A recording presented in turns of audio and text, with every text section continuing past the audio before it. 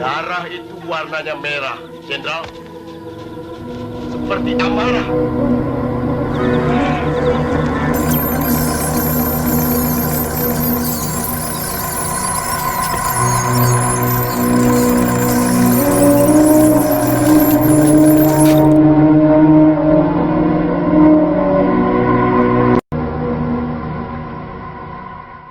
Betapa hatiku takkan pilu, telah gugur pahlawanku.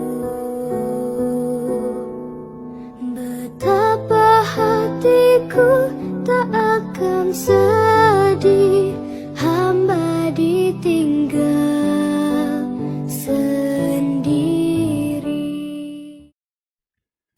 Halo teman-teman, kenalan yuk.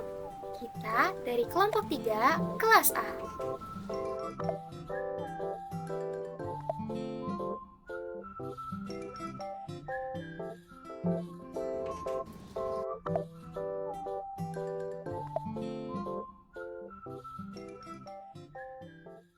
Halo teman-teman, sekarang kita ada di museum Pancasila. Yuk ikutin keseruan kita. Dadah! Tahap yang pertama yaitu pembangunan Cungkup Sumur Maut, itu bentuknya ya, Cungkup Sumur Maut ya. Dan lapangan Sabta Marga, itu lapangannya. Tahap kedua yaitu pembangunan. Halo guys, jadi kita sekarang ada lagi di tempat pemeriksaan Raja Jenderal.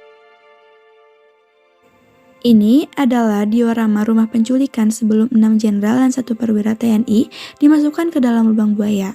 Ketika fajar tiba, seluruh pasukan G30 SPKI membawa 4 orang yang terikat dengan mata ditutup, serta 3 mayat ke rumah penculikan. Disinilah 4 orang yang masih hidup disiksa untuk menandatangani surat perjanjian. Selanjutnya kita ada di sumur lubang buaya yang dimana ditemukannya jenazah para jenderal yang telah dibunuh oleh tempatnya. Ketujuh jenazah anggota TNI AD yang menjadi korban kekejaman PKI ditemukan di kawasan Lubang Buaya, Jakarta Timur pada 3 Oktober 1965. Penggalian dilakukan hingga kedalaman 8 meter, dan posisi jasad para pahlawan revolusi ditemukan dalam posisi bertumpuk dengan kaki di atas. Pada 4 Oktober 1965, Soeharto meminta bantuan kepada Komandan Korps Komando Angkatan Laut untuk meminjam peralatan dan tim penyelam dari Kompi Intai Para Amfibi untuk ke Lubang Buaya. Oke, di sini ada mobil yang membawa para jenderal ke tempat ini. Ini dia penatatannya.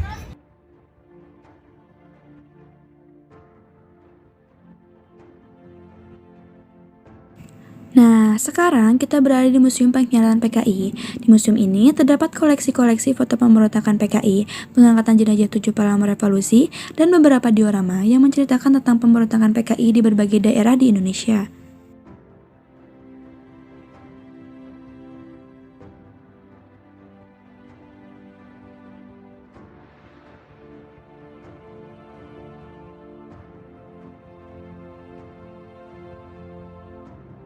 Hai guys, kita lanjutin buat tur ke museum lainnya. Ayo ikutin.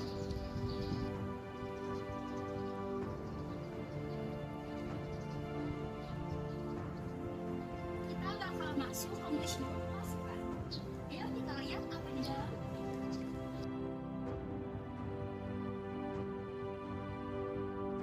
Di dalam Museum Paseban ini, kita diberi lihat tentang sejarah-sejarah pemberontakan PKI, senjata-senjata yang dahulu digunakan PKI. Di dalamnya juga terdapat bioskop kecil yang digunakan untuk menonton film G30 SPKI. Dan di sana juga kita diberi lihat pakaian-pakaian asli yang digunakan para jenderal sebelum wafat.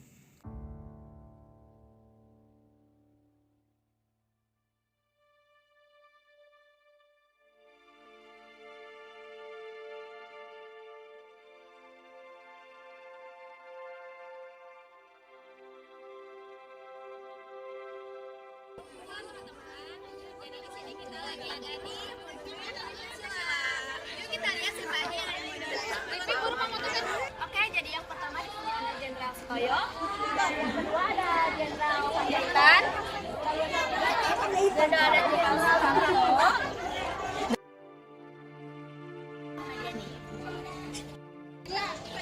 Ahmadiyani. Oke, di bagian tengah ada Jenderal Ahmadiyani, kemudian ada Jenderal Prabowo, kemudian ada Jenderal S. Parman, dan terakhir ada Jenderal J. Tendean. Sekian dari kami di Monumen Pancasila ini. Terima kasih.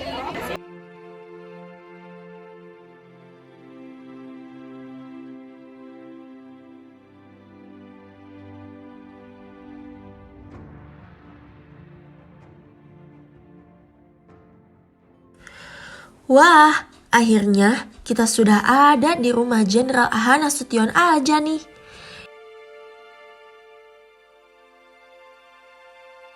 Pada tahun 1965, meninggalkan sejarah kelam bagi bangsa Indonesia. Peristiwa G30 SPKI menjadi salah satu pengalaman hidup yang pahit bagi Jenderal Besar TNI Purnama Abdul Haris Nasution. Meski lolos dari maut dalam incaran pasukan Cakrabirawa, dia harus rela kehilangan putri tercinta yaitu Ade Irma dan sang ajudan yang bernama Letu Pierre Tendean.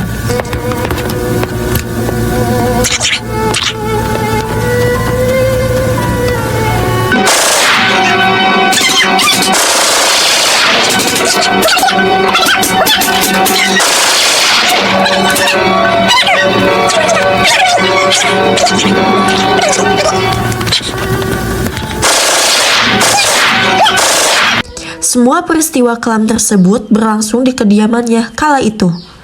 Di dalam rumah itu terdapat ruang tamu, ruang kerja yang digunakan untuk mendiang untuk menghabiskan waktu dengan melakukan hobinya yakni membaca dan menulis.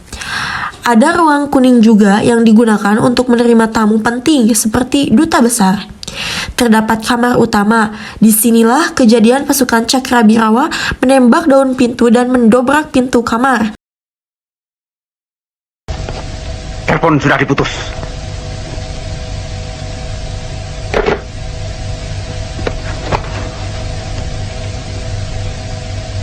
Mana Nasution?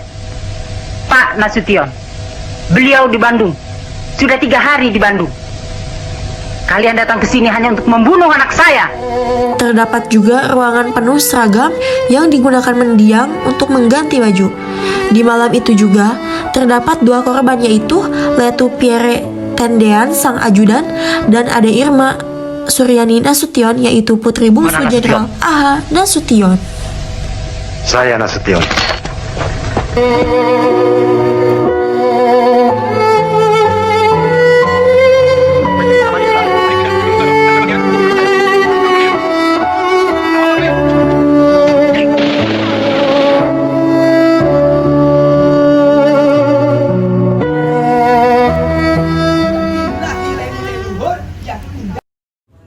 Setelah dari Museum Pancasila Sakti, sekarang kita berada di rumah Jenderal Ahmadiyani. Di rumah ini, kita diperlihatkan isi rumah yang 90% masih sama seperti dahulu. Ketika Jenderal Ahmadiyani ditembak, terjadi di ruang keluarga yang sekarang dijadikan monumen yang dimana ketika Jenderal Ahmadiyani ditembak dilihat oleh anaknya. Melaporkan kembali kepada Presiden Soekarno dan Pak Yani menyangkutinya. Rencananya jam 9 pagi. Jenderal Ahmadiyani memiliki sifat tegas dalam memimpin keluarganya. Dapat dilihat dari cara mendidik anak-anaknya untuk belajar. Saat masih hidup, Pak Ahmadiyani sering membaca buku di saat waktu senggangnya. Seminggu sebelum pengangkatan Pak Ahmadiyani menjadi menteri, kamar pribadinya tersambar petir, yang mengartikan ketika masa jabatannya dimulai, akan terjadi hal-hal berat yang akan terjadi. Apa? Bapak diminta menghadap Presiden. Sekarang juga. Sekarang? Siap, Jenderal.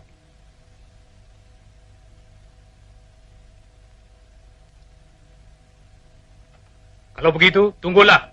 Saya mandi dulu. Sebaiknya tidak usah mandi, Jenderal. Paling tidak cuci muka toh dan berpakaian. Tidak usah berpakaian. Hancang kalian. Tahu apa kalian? Jadi. Betapa hatiku takkan pilu telah gugur pahlawanku. Betapa hatiku tak akan sedih hamba ditinggal sendiri. Siapakah kini pelipur lara nan setia dan perwira? Siapakah kini pahlawan hati, pembela bangsa sejati? Telah gugur pahlawanku, tunai sudah janji bakti. Gugur satu, tumbuh seribu, tanah air jaya.